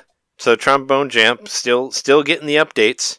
This one I thought was This one I thought was cool. I don't know if you looked into it at all, but you can kind of dance now because like they already used the axis where you go up and down, but now you can like tilt it side to side and your character will like move with it. You tried it, John? Mm-hmm. Yeah, that's what it says. Oh, okay. Is it fun? Is it fun to make your little guy dance? Yeah, the game is as fun as it ever was. I love how much care they're putting into Trombone Champ. Still updating after I think it's been out for how long? 4 months, something like that. Yeah, it came out. Well, obviously, it came out last year sometime during a direct, right? It was a direct announcement or something. I thought it was one of the later ones, but maybe old XE3 time. I don't know. But yeah, still adding to it. Still adding more public domain songs in there for you to play. Whatever, you know. But yeah, I mean, glad that you got it now that you've had it for a couple weeks. I've barely played it. I played it once. Yeah. I played it once for like 10 minutes and I haven't touched it since. So I mean, that's where I'm at on that one. I'll return to it at some point. I don't know. It was loud. I was bad. It wasn't a good time. But maybe it's different in the future. I'll play it again. I mean, I got it on the cheap, so it's fine. You want to laugh when you play it, then you're in the right mood to play it. Yeah. It was kind of one of those things. I was just kind of drunk, and I was like, "Let's try it." And I was like, "We're gonna turn this off. I'm not in the mood for this right now. I can't do this." Are you gonna play the Switch 2? Of course, I'm gonna play the Switch 2. Who isn't? Or it could be called the Switch GameCube because they've repatented the GameCube name or something like that. Somebody found it. Yeah. What if the new Switch is a cube? Yeah, wouldn't that be funny? They've filed multiple trademarks for the GameCube and GameCube controller and all that. But the newest rumor is that Switch 2 will have an 8-inch LCD screen, which is bigger than the regular Switch. But LCD, not OLED. I mean, that's the second time we've had some confirmation toward that. So here's the thing, like, and I saw some people say this online. You know, people automatically think that just because it's an LCD that it's not going to be a good quality screen. The PlayStation Portal has an LCD screen, like that just came out. Like, it can be an LCD and still look better than the Switch version, you know. So don't completely lose hope on it. But I'm just, it's confusing to me because I was under the impression that OLED is better. Well, I thought Nintendo was under that impression too because they have a Switch OLED. Well, maybe I'm wrong. I mean, you have to they're going to have an OLED version that's more expensive. That's what I thought. Maybe there's going to be two models. Maybe they're releasing one that's and this is all. I mean, this is the one that they're referring to. This is still all rumor, and depending on how much extra oomph it has or whatever, you know, obviously people would say like, well, Nintendo's trying to like keep costs more affordable because if it has more like power in it than maybe the less expensive screen or whatever. But you can make a really good looking LCD screen, is what I'm saying. So I don't know, and none of this is true anyway, or as far as we know, this is all still like rumor shit. So whatever. I just want it to be backwards compatible. That's what I really want. But it's just more fodder for us to talk about on here, just because we haven't really talked about any of the rumors or anything. But the trademarks for GameCube, hey. Maybe we'll eventually get a GameCube Nintendo The GameCube Switch controller, yeah. Or, wireless. Well, I mean, they've already done GameCube controllers, though. Like, they never really went away. I mean, I guess we never really got, like, a fully Nintendo licensed one. But there were still other companies made wired ones that you could use on Wii U or Wii or Switch now. They never left. It's like the whole esports thing, keep them around for Smash. Mm-hmm. The Smash one is a Nintendo controller. Oh, is it?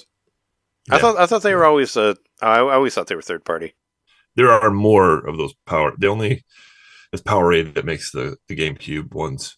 But I think there was two waves, maybe 3 waves of the GameCube controller when Smash came out, and that was it. Yeah. Okay, I mean, because Nintendo made the adapter, obviously, the one that you couldn't find. Right. But I didn't think they actually made new GameCube controllers, like USB plug ones. Yeah.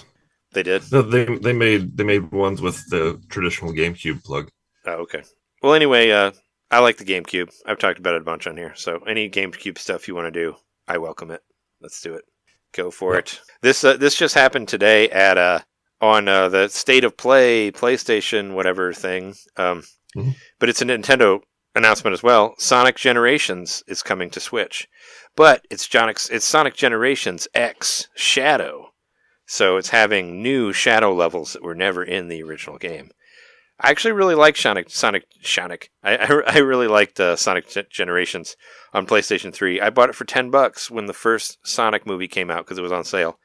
And it's basically a mixture of the 3D Sonic and the 2D Sonic.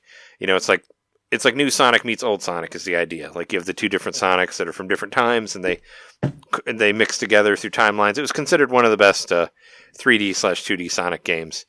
And I'm happy to have it on Switch because you should play it.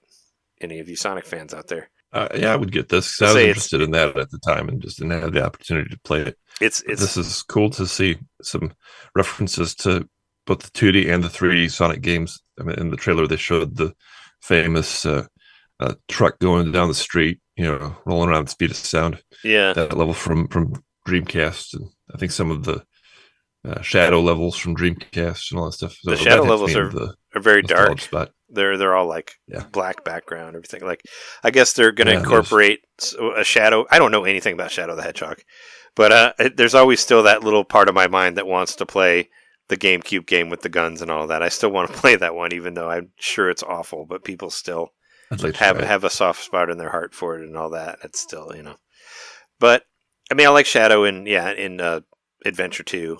I like that on GameCube. But I mean, I like I said, I got it on PS3 and I never played it all the way through. And if it was the right price, I'd buy it on Switch again. And those shadow levels look really good. So whatever. Bring more Sonic games to Switch. It's destined to be my number 7 of 2024. I'm sure 7 or 6 around there somewhere. I don't know. I normally don't include remakes, but I put Sonic on most of the lists. But another thing that looks really, really cool is Euphoria 2 or Euphoria the Saga 2 releasing on March 1st. I watched the trailer and that claymation animation in there looks real nice. Fantastic. Looks really, really good. It's not the first game to do a claymation style, but I will say that I think it looks like its own claymation style. Yeah, I mean, we had there's the Kirby game that was in claymation that was really good. I mean, but that was a Wii U game, and that never even made it to Switch. The, what was it? Rainbow Curse or Canvas Curse was the DS one, right? And Rainbow Curse was the other one. Mm-hmm. But it was really good. I mean, I enjoyed the Wii U one. But I mean, we've seen, I mean, there's been claymation games going back to Claymates and Clay Fighter on Super Nintendo and all that. I think these characters lend themselves well to being claymation. They're just so whimsical. I could see Playmates have made this game. I know they didn't, but they could have. I thought it looked really good. Yeah, I thought it looked really good I watched the trailer and I was like, oh, this looks really nice. I wasn't really, I was kind of just like, whatever, but it went up on my list. I don't know if it's 100%, but I'm definitely more interested in it now that I saw the trailer. Also, really weird crossover announcement. Dave the Diver plus Godzilla I don't know how that works. I guess Godzilla comes from under the water. You know, he walks up from the bottom he would turn into the a lot ocean. of sushi. Mhm. So, that'd be a lot. I hope you get to. That'd be a lot of sushi if you could kill Godzilla. But yeah, it was like, oh yeah, and Dave the Diver is coming to PlayStation 5 also. That was part of the whatever, the state of play thing. And That was already on PlayStation. it's not. Dave the Diver is not. Oh. It was a whatever. It was a Switch exclusive when it came out. Oh, okay. But now it's coming to PlayStation like April or something like that. I don't know. Don't quote Well, I me on did that. watch the PlayStation Save Play, so I guess it did say that. Oh, it's. I mean, I didn't watch it. I just watched a recap, and they said that it was announced that it was. Did you not see Dave the Diver in there? I did. Oh, okay. I just, for whatever reason, I thought it was already on the PlayStation. It was just, they were just announcing the DLC. I didn't realize. Oh yeah, no, it's not. It's Switch only. It's a Steam and Switch only as of right now. So it didn't make it to any of the PlayStations or the Xboxes. So I forgot to mention my things that I did this week. Last week, Jeremy gave me, among other things, a little Lego of the monkey from Sonic the Hedgehog, the one that throws the coconuts. So I put them together, Aw. there you go. and it looks great. I really enjoyed putting it together too. It's been a long time, probably 25 years since I sat and put together Legos. I was like, man, that's pretty fun. It's kind of Maybe get back into relaxing. it. Yeah. Yeah, I agree. wanted to put my little Batman guy together, but I just haven't got to it yet. But it's down here. I have it on the table over there. So thanks again. No problem. Back to news. I haven't played everybody 1-2 Switch yet. I was I've not played that yet. I didn't want to force it on Jess, but I was like, so we could play it. But I was like, it's its own effort to try to figure out how to play this game that I never played before, and it might be really terrible. The first step is to unwrap it, and that's going to be the hardest one, probably. Yeah, I haven't unwrapped it yet. It's still sealed. Then you have to put it in you got to put it in the Switch. Yep. I mean, I already have. I did put it with my collection of. I got my little book of physical Switch games, and Oh, so you opened it? I did open it. I put it in my little case. Oh wow! Oh, so you're more dedicated than I am. I haven't even opened it. I left it sealed.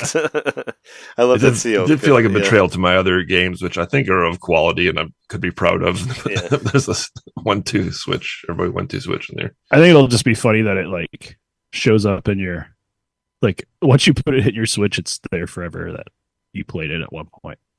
You played it? What? Yeah. Really? Well, I mean, I guess you can delete icons now off of there. True. We already talked about it. There's a new Mario vs. Donkey Kong trailer showing new levels and ghost levels, and there's like a volcano level too, and looks cool. I'm into it. Splatoon 3, the side order got an official release date. It's coming out at the end of February, or February 22nd. So I know you're both kind of interested in that because of the single player stuff. interested. Isn't it like what do you call it? Isn't it like a roguelike kind of? Like it's sort of like I think so. Procedural or whatever. I don't know. We'll see. We'll see what happens. I never made it through the single player on Splatoon 3, and I haven't played it in a long time. But I don't know. It depends on what's happening at that point in time. I hear it's the most approachable of all the single player modes. The side order? Or no, the Splatoon 3 single player mode. You know what?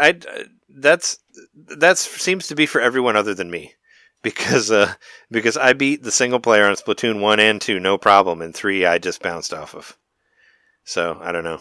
I feel like I'm the only person that likes those single players better, because a lot of people are like, oh well, Octo Expansion was so much better. Couldn't play that either. I played it a little bit. It was too hard, and I just stopped playing it. So I'm the one who likes the old school ones where it feels more like Mario Galaxy. But I don't know. That's me. Let's talk about a weird thing that Jeremy and I just both bought because it was weird. Hyperkin made some food. Well, you bought those. Some food. What do you call it? Food inspired controllers. There's different ones. There's a hot dog one. There's a sriracha one. There's a Heinz one. There's a mac and cheese one. There's also, what's the other one? There's a sriracha one. It was all in the Kool-Aid. There's a Kool-Aid one. There's a Kool-Aid Man one also. That's the other one I can't remember. But the only one that was available on Amazon was the hot dog one, and I think the hot dog one's the best looking one out of all of them. That's the one I like the best. I did get a chance to look at the others, and they just don't compare to the hot dog. And it's an official Oscar Mayer. It says it on the controller. It says Oscar Mayer on the corner. Yeah, and it's like, and there's like I figured you bought it because it has like the mustard like on the very top. Oh yeah, of the controller, and you're a big mustard person. I like mustard a lot too. So, and I like hot dogs a lot. So I actually was really intrigued by the mac and cheese one because I really like mac and cheese. But once I finally saw it, it's not great. It's just like a blue controller with cheese like oozing down the front of it, like with little like mac pasta, like whatever elbow mac in there, and it doesn't look as cool as the hot dog one. The hot dog one looks way better, but it's like $40. Hot dog lends itself to too. What? It just tastes like plastic too. Well, I'm not trying to eat it. The sriracha one's kind of cool with the chickens on it, just because it's so random to have a sriracha themed controller, you know. But I like the hot dog one the best. But you could buy it and it's $40. Like, that's cheap for a controller like that on Switch. I don't know if it's gonna just like not have Rumble, or I didn't really look at all the. I doubt it. It works with everything too. It's just like a Bluetooth controller you can hook to any. Yeah. Well, probably not PlayStation, but it looks. I mean, you could probably use it for whatever. But it basically looks like a Super Nintendo with analog controls, which I've said many times is my favorite controller. That's why I like the 8-bit Do so much, because it's a Super Nintendo controller with analog sticks, but also handles. But that one doesn't have handles. So one other thing to say about why the hot dog's the best one is because I think the shape is already kind of a hot dog shape. So that's true. And I've seen, now that I've seen all of them, the Heinz one is really dumb. It's just like it's just like brown and it just says Heinz on it. I thought it'd be funny if it had, I don't know. But I think the hot dog's the best one. But like I said, it was John Kerry gets money for everyone you buy. Does he? It's John, because he's married to Teresa Heinz. Oh, I don't know anything about John Kerry other than I didn't vote for him. That's the only thing I know about him. Yeah.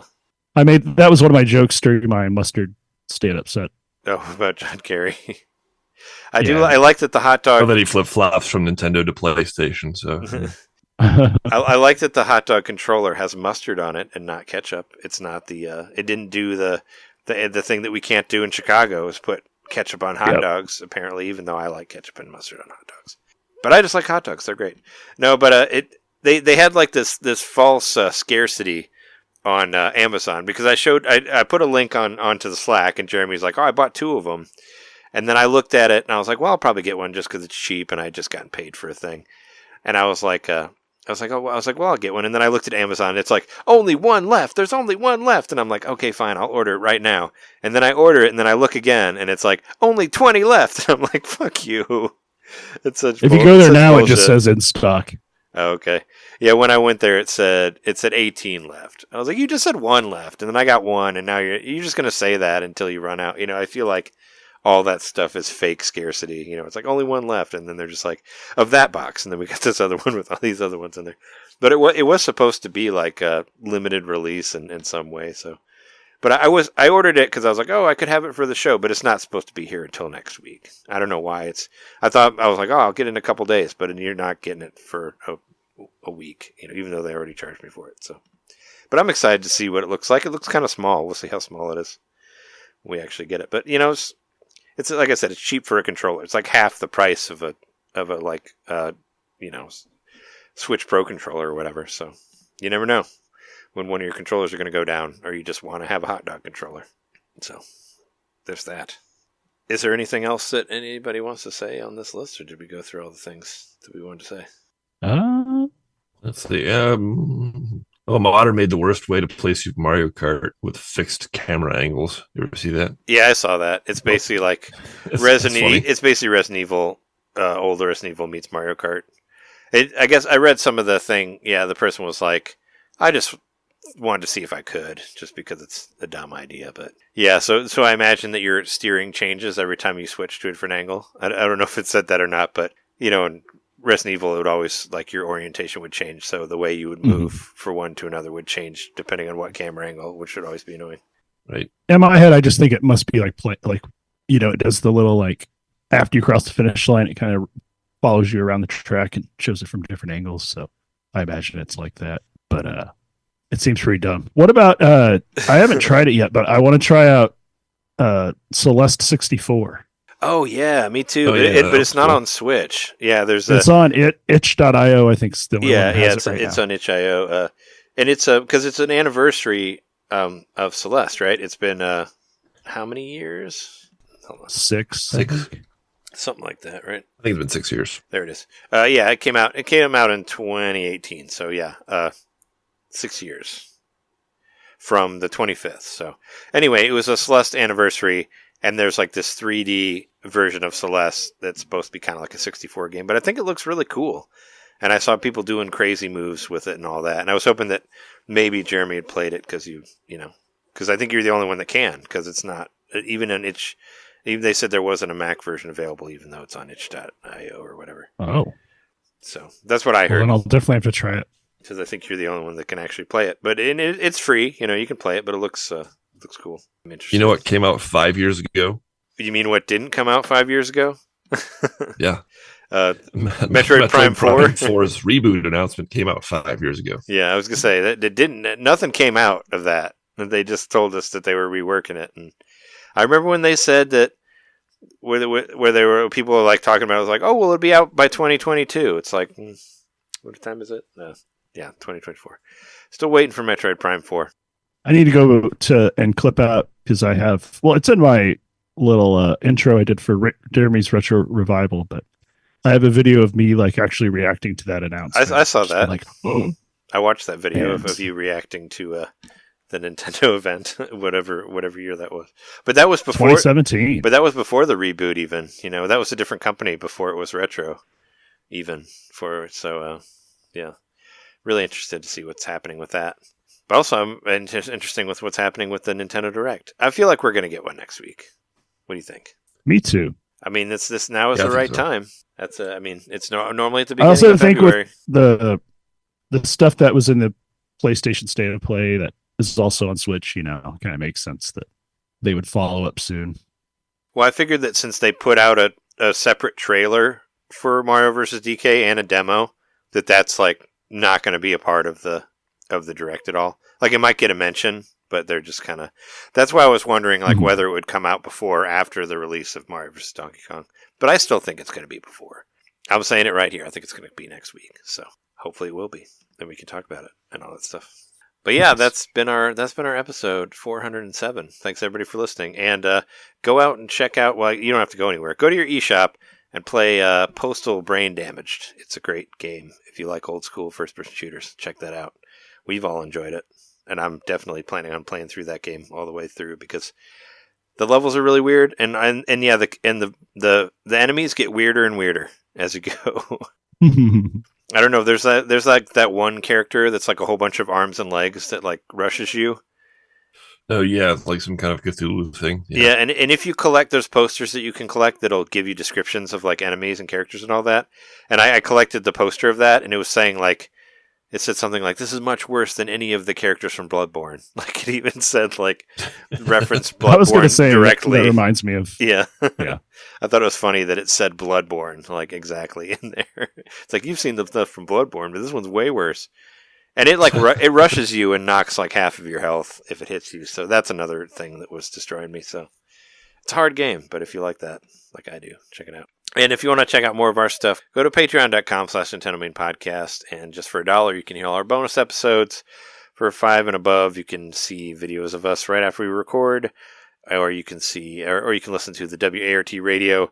Actually, I've been late for the January one, so I'm just going to do the January and February one together as a double episode like I did last time. So for anybody who's been waiting for the WART radio, that's what's happening with that. Sorry for the wait. But we'll have a full-on 2-hour plus epic episode that'll be out after whenever we record our next expansion pack, which should be soon. So look forward to that. Also, you can find us on Twitter at Ninten_domain and at JMaxStack. Also, go to youtube.com/NintenDomain podcast, and you can watch our Joe and I's Wrestle Chat show that we have on there. We had a couple guests this week. It was fun. We talked about creating wrestlers on AEW and all that stuff. Also started putting the NintenDomain episodes on there too because there's been more traffic on the YouTube. So if you want to look at a static image and listen to us talk, you can go and do that there. I put everything. Well, by the time this is up, I will have put everything from 400 to 406 on there. So you can listen to those and that sort of thing. And yeah, I don't think there's anything else that I need to mention. I'm sure I'll remember it after or whatever. But yeah, that's been episode 407. We're your hosts. I'm Trey Johnson. I'm Jerry Mikowski. John there. And thanks so much for listening. We'll see you next time. See ya.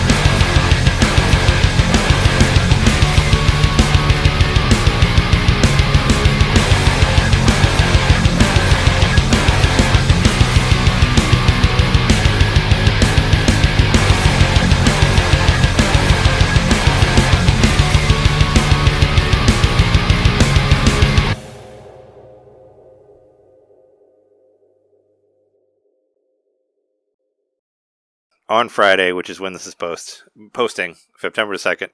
September. Good game. Good game. Good game. Good game. GG.